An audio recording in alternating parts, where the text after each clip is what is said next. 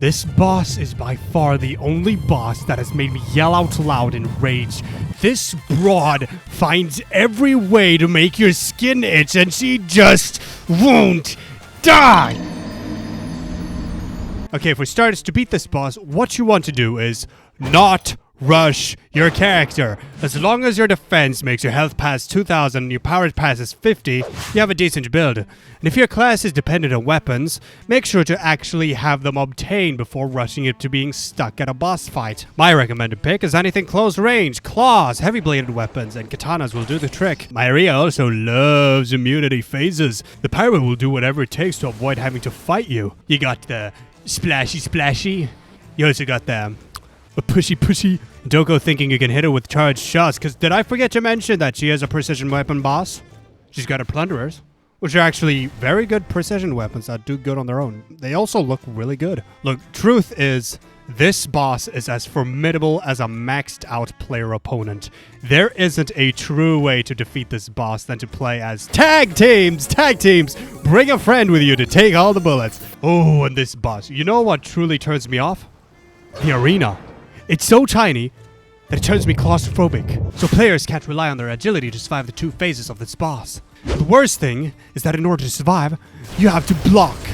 The most messed up function in all of this game. And that only halves the damage you take. You can parry, but for a lot of you, the game hates your country and punishes you with lag.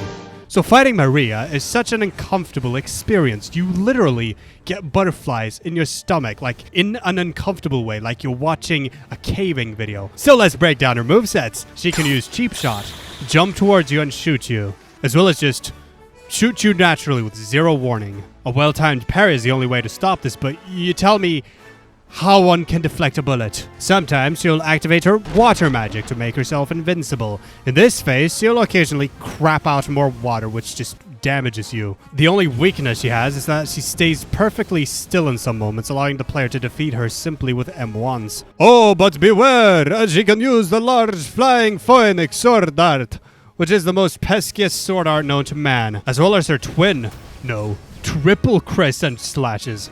You can dodge it all you want, but these fuckers are heat-seeking missiles. It's more comfortable to just block it. But you can't block her magnum opus.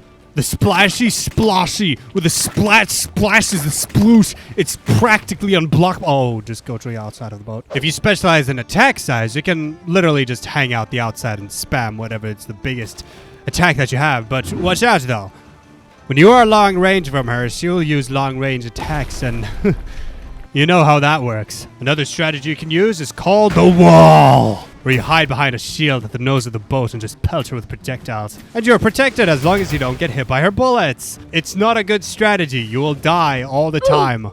But it's fun. The best strategy is actually great axes and whirlwinds. I never know how great these weapons would be combined with the power. Except if you don't know how to use weapons though, well, unless you have a friend with you or a good build, this boss is going to be literal hell. Maria is the second ever boss to fall victim to the game's mercy function, having 2 different dialogue options depending on whether the player is merciful or malicious. Her drops focus on resistance and attack damage, which is very ironic since those are the very stats you will need to fight this boss efficiently. She has an incredibly rare 1 in 7 item drop chance, and it will drop her weapons, making her a warrior's bottom bitch. She boasts a health of 3000, making her as beefy as Commodore Kai. In my personal opinion, she is the boss embodiment of claustrophobia.